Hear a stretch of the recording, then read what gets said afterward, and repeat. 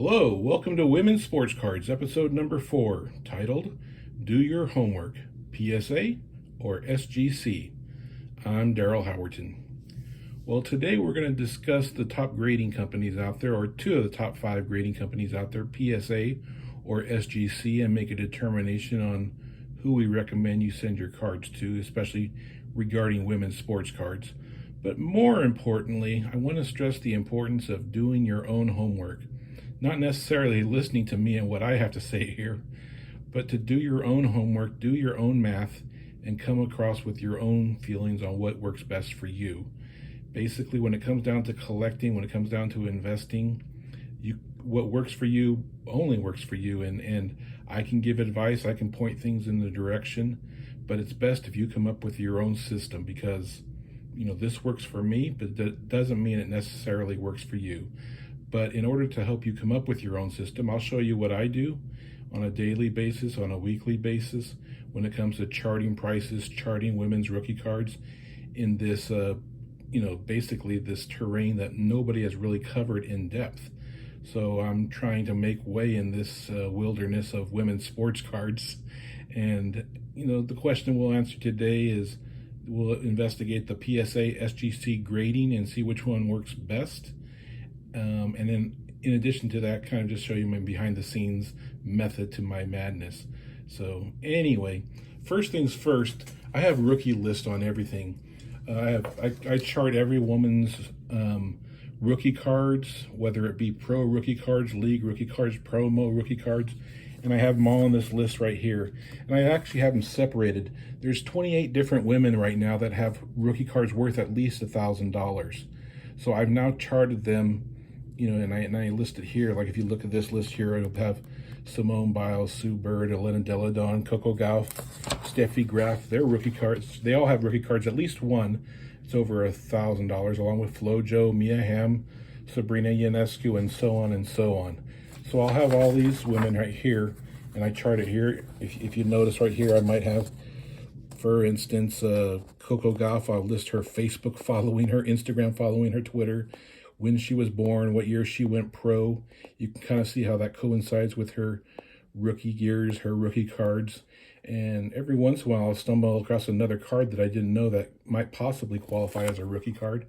And I continually chart this. This is the best way I keep track of mine and everything going forward. And then I also have another list of about 100 women who don't necessarily have $1,000 cards, but either they're favorite athletes of mine or they're ones that might crack the list right now, or they might have $100 cards like Paige Beckers, or it could be Simone Augustus on this list right here, Liz Cambage, Tamika Catchings, Gina Carano, and so on and so on.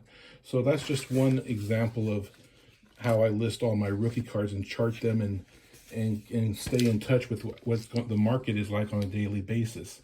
But the question we want to answer today is PSA or SGC, since grading is so integral to the future of this industry, and women's sports cards have been blowing up in 2021 like no other.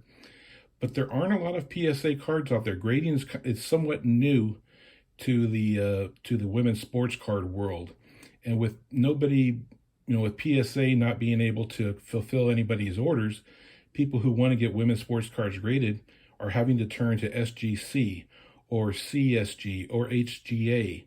Those are the 3 companies that are out there that are doing it. I love HGA. That's probably my favorite company. But they're a small boutique shop right now and growing fast.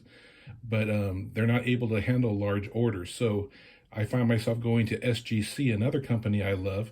But it brings up the question, I've been noticing that the PSA grades are a lot higher, a lot easier, it seems like, than the SGC. So I decided to put it to a little test just to see what exactly is what, and going forward, having your cards graded by SGC, is that a good thing or a bad thing? And same thing with PSA. Do I wait out another 6 months to a year till I'm able to submit women's sports cards at a reasonable rate? Right now, if you want to submit to PSA, you have to pay $300 per card, whereas SGC, you can get it done for $30. Like I said, I love HGA, the way it looks. I can do those for $20, but I can only do 9 at a time. It used to be 5 at a time, but now it's 9. and you still have to go through the lottery process. But SGC, they've been absolutely wonderful. You can submit as many as you want. They do charge $30 per card now, double the rate it used to be earlier this year when I used to get it done for $15 a card. Those were the days, but those days are long gone with the sports card monopoly, or monopoly is probably not the right word, but with just the market's taking off big time, and all the grading companies have the right to charge more because everybody's making money. So why shouldn't they? That being said, I'm going to show you what my little system is to come up with the list. Basically comparing PSA cards to SGC cards. If we want to go through the list, first things first, what makes a $1,000 card? I have a valuation system. I look at all the cards and what they've sold on eBay. For instance, here's Simone Biles. Right now, she has a card I would say it's valued at, if you had a PSA 10 version, at $2,700. You know, now granted, getting a PSA 10 is pretty much impossible to do. In fact, there are no PSA 10s out there right now, but there are 33 PSA 9s. So if I have it evaluated at $2,700 for a PSA 10, a PSA 9 I would say is worth a third of that, which would be $900. And the way I have my formula for evaluations go, now this is just me, it's not held true by anybody else, but it seems to work for me. The PSA 8 version of that same card that was $2,700 as a 10 and $900 as a 9, I just go by half every point after that. So PSA 8 would be $450, a PSA 7 would be $225, a PSA 6 would be $112.50, and so on and so on. So that's one way of looking at the valuations. And then when you look at the grades, I kind of wanted to see, in each case, looking at the premium cards, who grades tougher, PSA or SGC? So if we go down one by one, I'll just read you my results as we go down the list. The rookie card of Simone Biles, a 2014 Sports Illustrated for Kids card, 63% of the 192 cards graded by PSA were given 9s or better. 62% of the SGC 110 cards were given 6 or better. So basically, in the case of Simone Biles, this PSA 9, according to my math, would be equal to an SGC 6. That's how much tougher that the SGC grades this particular card, which is a very difficult card to grade with the way it's perforated. That, you know, it's a big difference. So, you know, I just think you should know about that. Now, when it comes to the other cards, it seems that PSA grades them tougher, but not as big a margin for the other ones.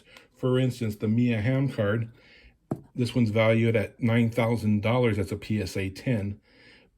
A PSA 9, let's say there's 82 cards that have been graded out there, and 37% of the cards that PSA has graded have gotten a 9 or better, whereas 40% of the 10 cards that SGC has graded got an 8 or better. So in this case, an SGC 8 equals a PSA 9. Again, PSA has the nicer grades, the higher grades, but SGC does it tougher. Now you have to ask yourself, in the long run, is that a better thing? When all things even out, would it be, you know, as far as the market would know, that the SGC gives it a tougher, harder grade, where PSA is getting away with easier grades when it comes to women's sports cards? Now I know this, it might be different for men, there might be different results, but the women's sports cards is a new market, and now with the influx of cards going to SGC graded for women's sports cards, now that they're becoming popular, there's going to come a point in time where there's more SGC cards for the women's sports cards than there are PSA. That's not the case right now, but we're seeing that trend there different ways. All you have to do is look at some eBay list of Simone Biles or Naomi, Osaka, and you'll start to see the SGC becoming more prominent. If we continue going on, same thing with Sabrina, Ionescu, you're starting to see SGC cards of hers. And right now, 96% of the 276 PSA cards got a 9 or better. 90% of the 30 SGC cards got an 8.5. So again, PSA has the slightly higher grades. The one case where I saw that SGC had higher grades than PSA was Katie Ledecky, the Olympic swimmer we'll be seeing soon. Her card's valued at $1,800 right now. This is the 2013 Sports Illustrated for Kids, if it was a 10, and right now there are no 10s. but 27% of the PSA 85 cards that have been graded got a 7 or better, whereas a similar number, 23% of the 30 SGC cards got an 8 or better. So there we go. If we run the same numbers for Alex Morgan's Upper Deck rookie card from 2011, Naomi Osaka's Sports Illustrated for Kids in 2018, Diana Taurasi's 2003 Sports Illustrated for Kids card, or even if we go to Serena Williams, her two of her popular rookie cards, the 1999 Sports Illustrated for Kids or the 2003 Net Pro Elite 2000. Whatever numbers we look at, PSA has higher grades than SGC. It's just, so basically this is telling me if you want the higher grade, go to PSA. But then again, we don't know when they'll be open again. But I have a different line of thinking. SGC is the tougher grader. It's the tougher teacher. It's tough to get an A in that class. So to me, that makes an SGC 9 more valuable than a PSA 9. Now, I know that might not be universal thinking for everybody right now, especially because PSA is the king of the block. But I believe in the future when we see more SGC cards, when it comes to women's sports cards, I believe that's going to bear, a big feather in the cap of SGC. And, it's just something to look forward to in the future. Now, that being said, I am a big fan of HGA, and I think as they get going, they could also become, the prince of the market, and who knows, they may be the future king. I just love the way those cards look. I love the way they grade. I love the AI grading. When it comes time, we'll do a comparison with them, but right now they're so brand new, and I'm just starting to get cards back from them. But like I said, SGC, you can hit them up anytime. They've been delivering really well. That's basically all I have to say on this. Please make sure you like, subscribe. I hope this wasn't too confusing. If you have any questions, just comment below. And thanks again, and God bless.